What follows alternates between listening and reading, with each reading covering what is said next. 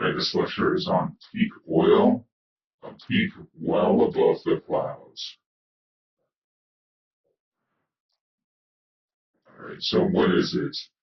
Basically, same thing as Malthusian theory. The supply of oil is limited.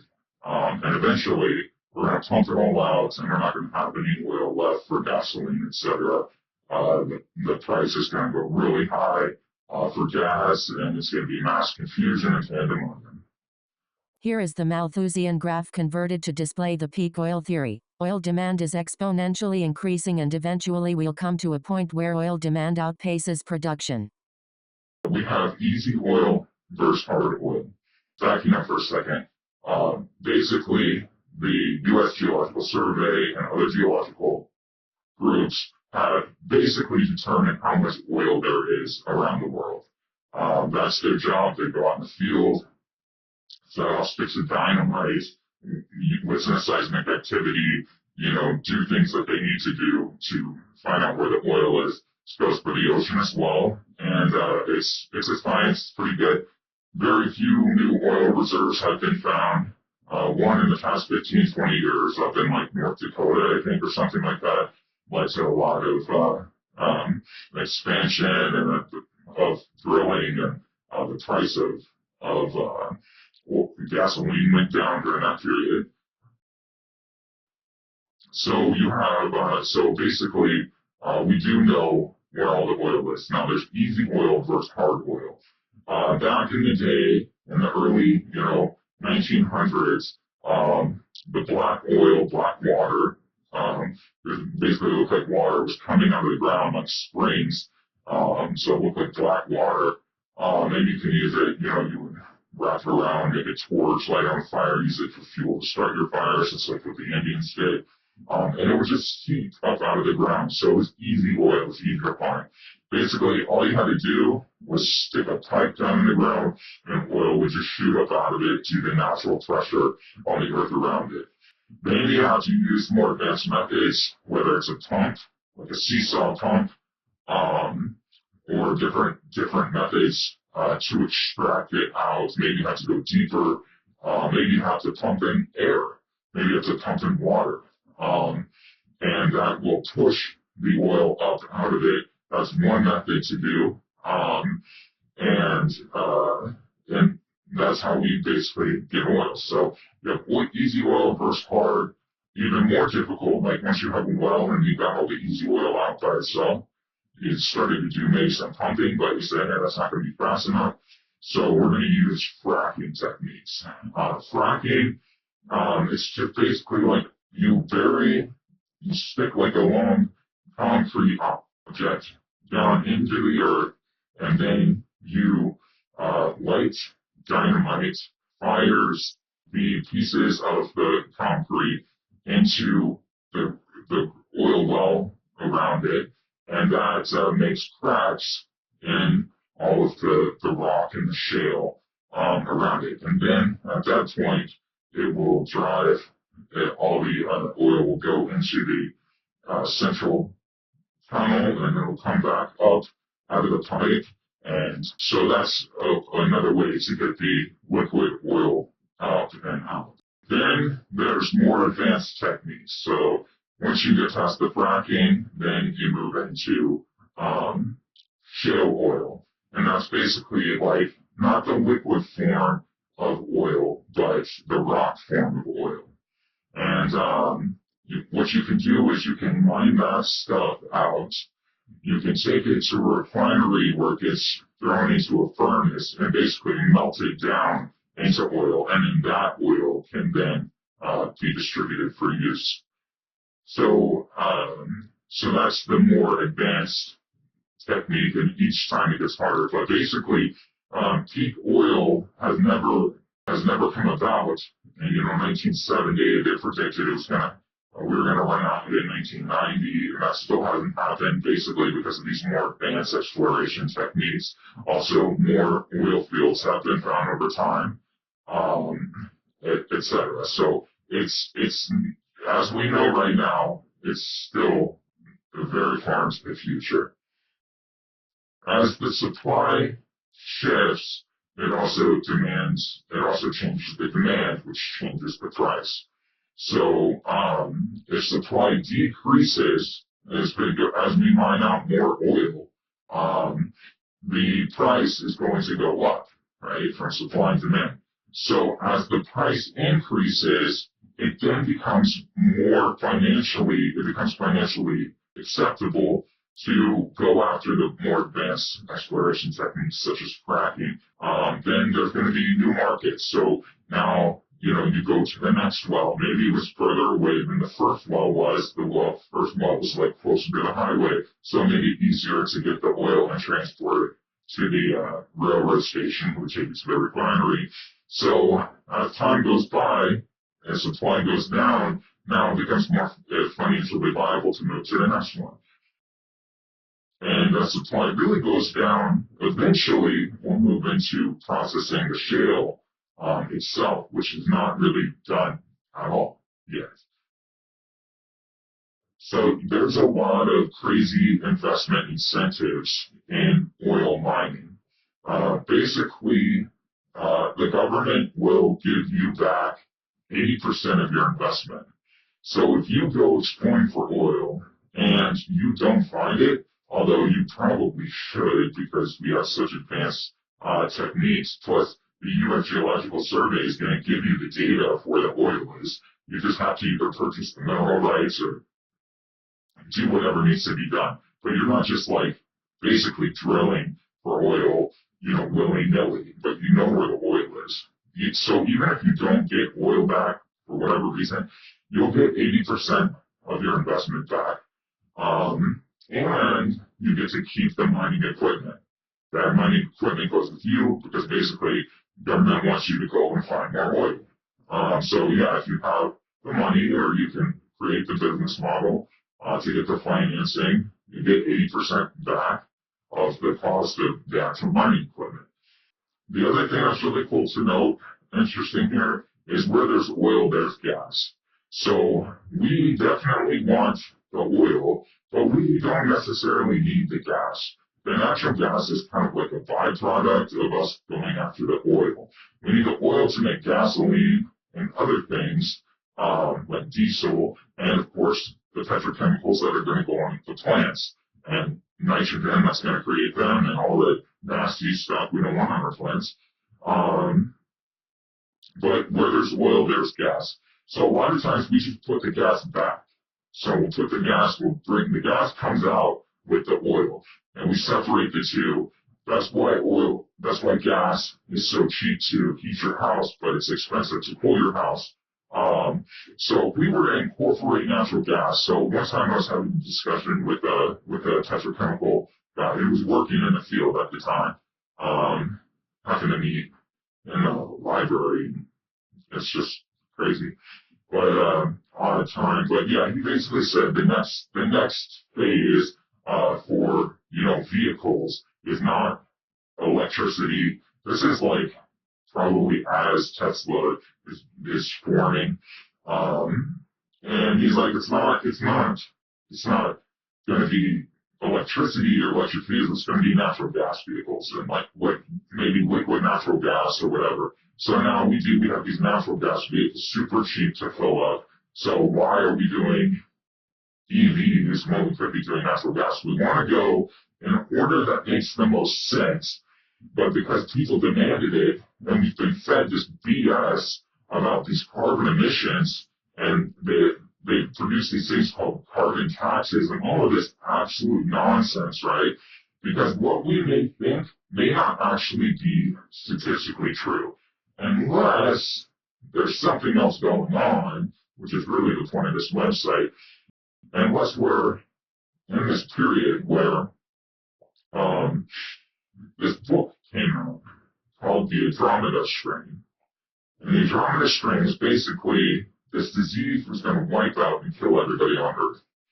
And basically, they had to come up with a solution to the sickness prior to everybody dying. And as long as you could figure out the solution before we got to that point, then Earth is going to be saved. Otherwise, it was going to be wiped out. So it's possible that maybe that's why a lot of these things are getting exacerbated now. And it's up to us to figure out the solution. We're going to have to talk in order for us to understand what's going on in the oil industry and the gas market. We're going to have to talk about these different structures. A monopoly occurs when you have one seller who controls the market. Oh, and I mentioned that it's demand driven. Obviously, you can have one person who makes a product and nobody wants it. That's not a monopoly. A monopoly is one person controls the product that everyone needs. So everybody has a vertical demand curve for it. So if you happen to own all the water in the world and it's owned by just one person, you're like the water god or something. You would have a monopoly on water. You could charge people however much you wanted. And then an oligopoly is too few sellers control the market. So basically, like say you have a good that everyone really wants, but only three companies produce that product, and so they're able to set price in favor of them. There's not enough competition in that industry, in that market, so we want more people to enter that market so that it creates a competitive market and we keep it at price equilibrium.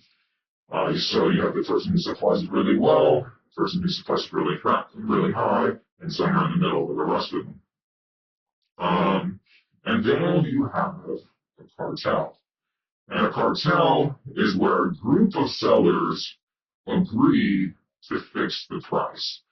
And they collude. So it's called collusion. So they agree, they come together and they have meetings, or they call each other on the phone or whatever, and they have meetings and they're going to say, we're going to fix the price at this amount. And the biggest cartel in the world that we should all know about, if you don't already, you will now, is called OPEC, the Organization of Petroleum Exporting Countries. All right, and this group formed as a retaliation to the Yom Kippur War in 1973. The United States, Britain, the Western, was assisting Israel to establish itself as a country. Jews, Israel in particular, are like the sworn enemy of Islam, and it was the Islamic or Arabic countries like OAPEC at one time, because it was basically an Arabic majority, and since they hate Jews, they say kill the Jew on Saturday and kill the Christian on Sunday, but kill the Jew the most. So if you get caught like stealing in a Muslim country, Muslim culture, you know, the first question your parent asks you is, did you steal from a Jew or a Christian? And if you stole from a Jew, it's like, really good job. If you stole from a Christian, it's just like one thumbs up. But if you stole from another Arab, it's like, we'll let you off the hook. Unless it's somebody they like.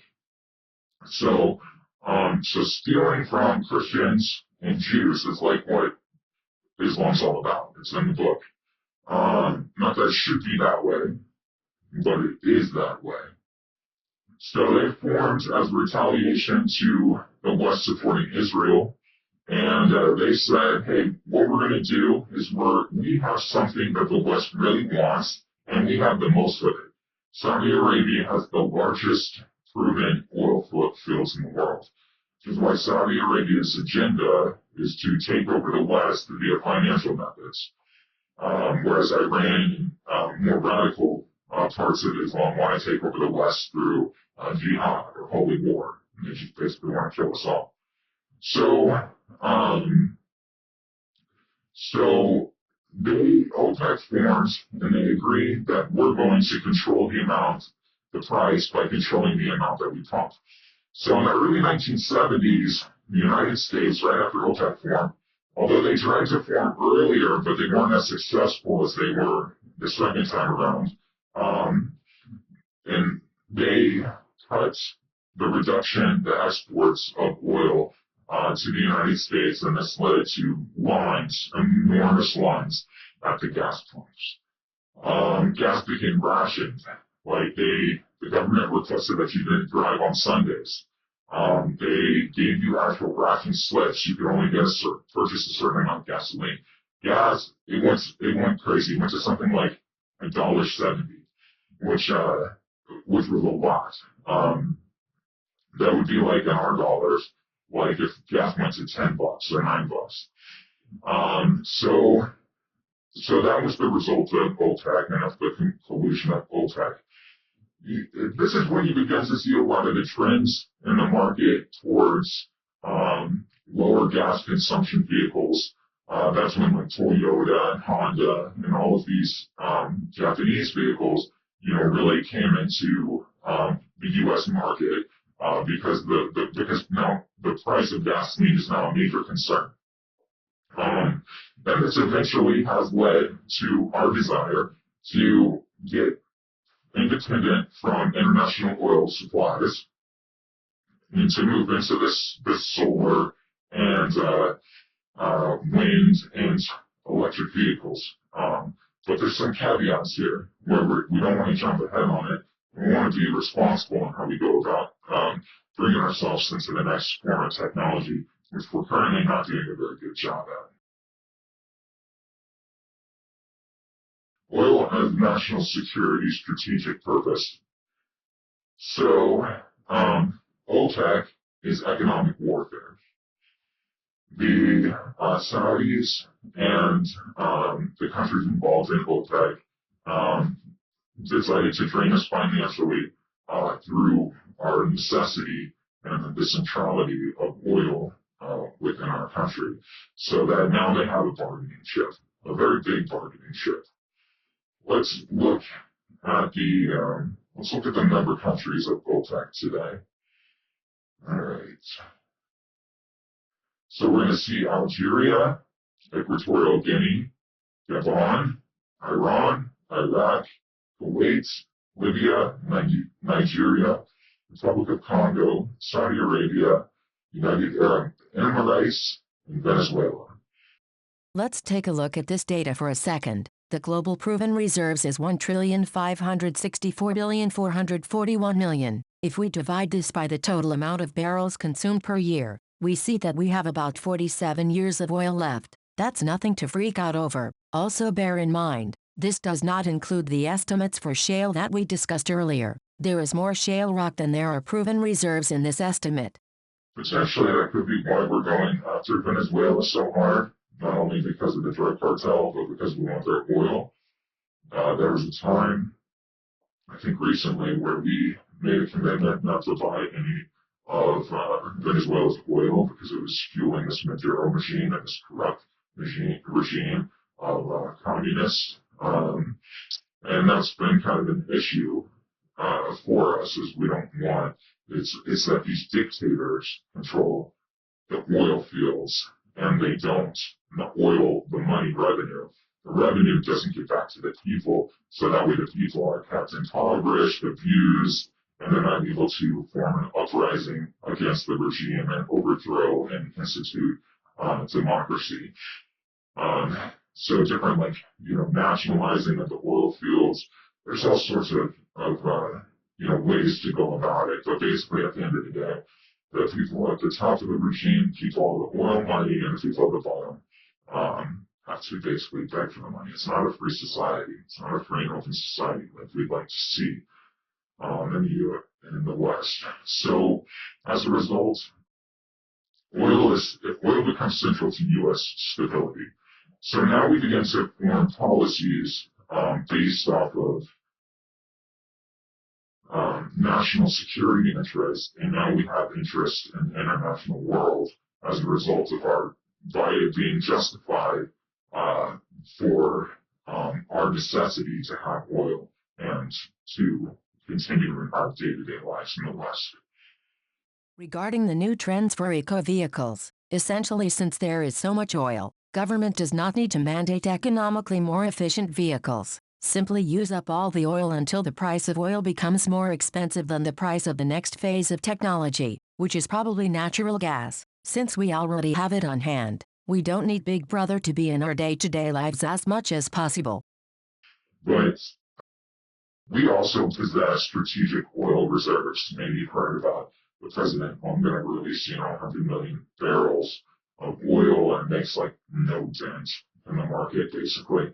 But we do have strategic oil reserves and have a lot of them. And they're not just in the U.S., they're in other places around the world too. And that's important to note so you guys don't ever get that pain. We do have strategic oil reserves, and we're not going to use them first. So the question is, why don't we use our strategic oil reserves in order to engage in economic warfare? Well, basically, we're going to say, let's save ours for last, and let's see how long we could go using, the OPEC's oil. The domestic oil supply is unquantifiable. You cannot put a number on how many billions of gallons of oil we have, because it's that much. The Western Rockies contains a shale oil reserve that's larger than Saudi Arabia's. Why don't we use that? Because it's shale oil. It's not easy oil. So it has to go through an additional step of refining. Now, that additional step is melting the rocks down into oil, and then it's now usable. Why don't we do that? Well, as the price of gas goes up, that then has in the past become a viable option for the free market to engage in that activity.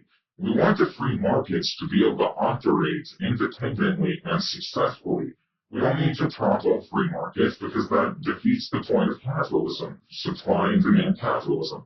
But if we stay absent, we have less government involvement, right, which is trending towards anarchy, then the markets have more freedom to operate and effectively as they should.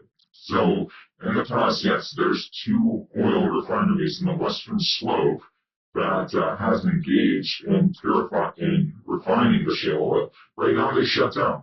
And if the price of gas goes up to high enough point, the price of oil, they'll open back up again. It's just that easy.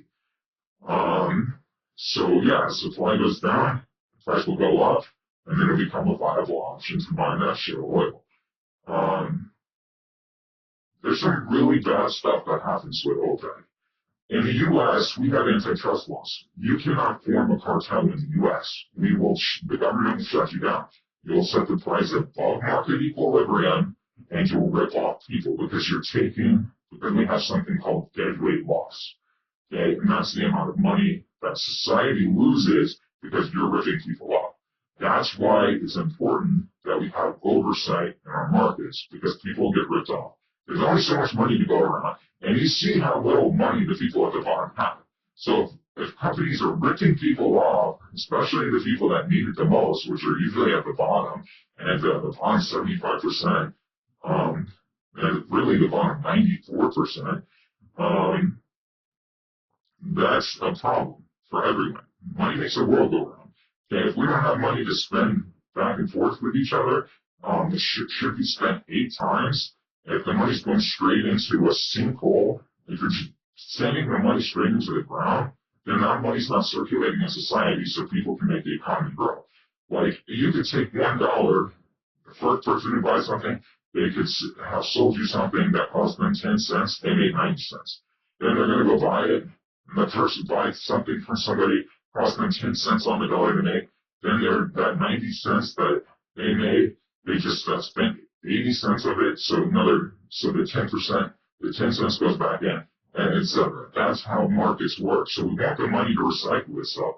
We don't want the money to go straight into one thing, and then it gets sent to an international investment fund, and then gets sent overseas. We want that money to circulate in the economy, which is why cash is nice, because it can go and get cycled around. Well, here we live in the modern age, where a lot of our currency is digital. We still want that money to cycle around. It shouldn't change things. But yes, theoretically, money went around a lot more in cash form, from people to people. Now, OPEC utilizes its revenue to abuse its population. We already talked about that a little bit. But it gets worse. Iran, the member of OPEC, you saw, they recently just killed a woman who was going around without her burqa on. Okay? They send the money to terrorist organizations. They use that money to engage in economic warfare with us. Okay, you've heard George Soros. His hedge fund broke the Bank of England. It broke the pound. They can engage. They have enough wealth from us dealing with them that they can engage in economic warfare and really bring financial harm to us. So it's a very serious thing, us engaging in trade with OPEC. Obviously, you see that I'm not for this at all. Okay, I think that we can insulate ourselves as a country, and hopefully with the West, which is where some of these ideas of drilling northern the northern UK and different areas of Western Europe, and we just end this stupid carbon tax idea. Yes, the world is getting warmer. Yes, it's a trend. If the trend of the world's been getting warmer has been happening since we've been recording how warm the world is getting, then it must just be happening. Last I heard, we were coming out of an ice age. So who's to say that we haven't been on the same trend line for the past thousands of years? Okay, so it doesn't mean that it's going any faster. But what is scary is economic warfare, and that's going to the gas pump and seeing gas at $10, which potentially what could happen. Why do you think we play nice? So, again, I mean, they can sponsor OPEC. Members of OPEC will sponsor terror organizations. They'll send smuggling operations underground. They'll send money to Russia. Russia will promote communism, and throughout the Eastern Asia countries.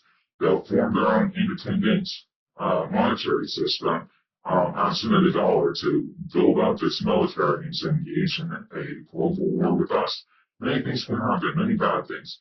But that's the concept of peak oil. And the bottom line is, absent OPEC, absent all of these considerations for terrorism that we've been discussing, etc., we still have a lot of oil, so it isn't necessary for us to make the leap to solar and wind right now. We should go nuclear.